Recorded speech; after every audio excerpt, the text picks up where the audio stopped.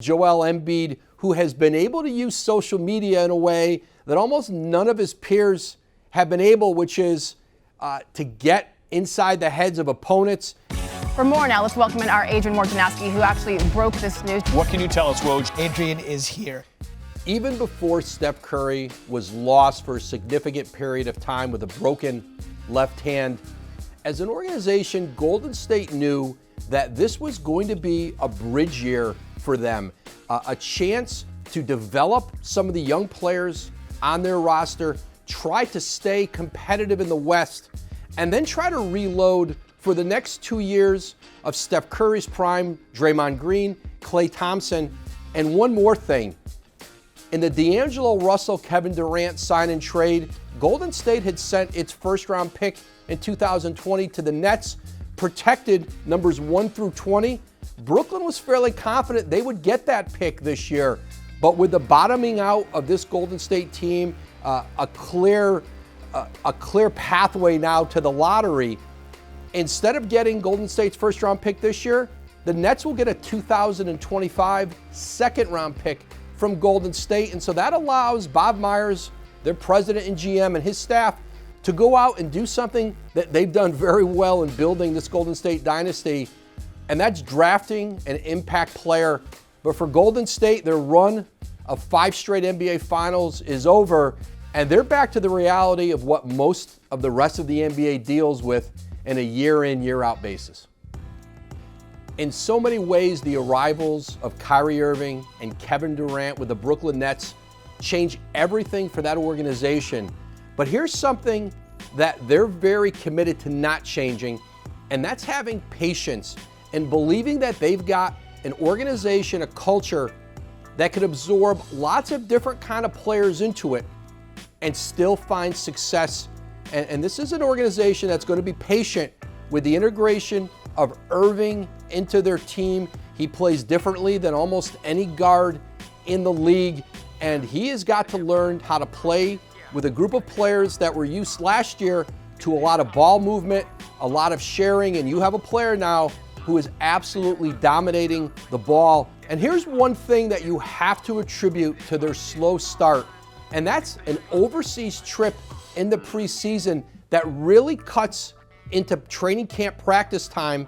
You lose days traveling out, you lose days traveling back, and teams will tell you you don't get much work done when you're in China, when you're in India, and you've seen several of those teams sluggish out of the gate. Kenny Atkinson, the Nets coach, even lamented, it looks as though we're not running any kind of an offense out there. But Sean Marks, Kenny Atkinson, they're in this for the long haul with Irving, with Kevin Durant. You're not going to see a lot of panic early on in Brooklyn, despite the significant expectations for that organization now.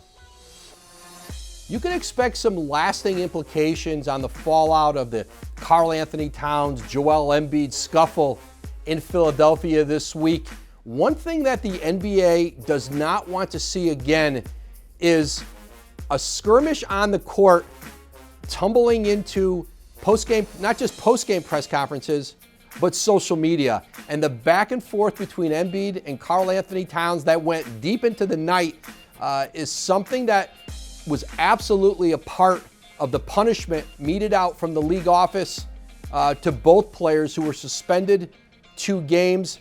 Some of it certainly is centered on Joel Embiid, who has been able to use social media in a way that almost none of his peers have been able, which is to get inside the heads of opponents, to get under their skin. And he clearly drew Towns back into it late that night. The league did not love this episode, and they want to absolutely curtail that in the future. That message was sent clearly to not just both players, but both organizations.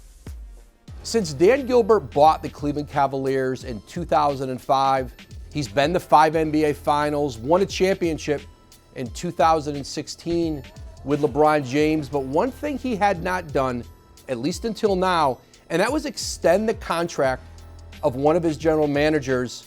And I'm told he's done that with Koby Altman, who's agreed to a long-term extension in Cleveland.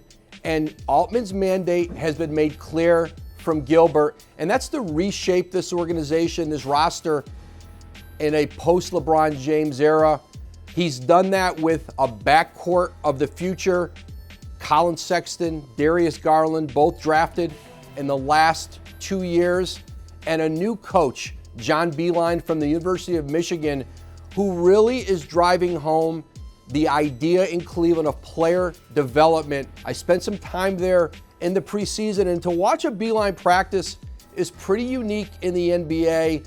Even veteran players, Kevin Love, Tristan Thompson, really focused on the basics of basketball, pivoting, boxing out. It is a different way to approach coaching, and they're rebuilding this organization from the ground up. Altman rewarded with a long-term contract extension, and Cleveland has clearly set its direction for the future. Thanks for watching ESPN on YouTube. For highlights and analysis, check out the ESPN app, and for live streaming and premium content, check out ESPN+.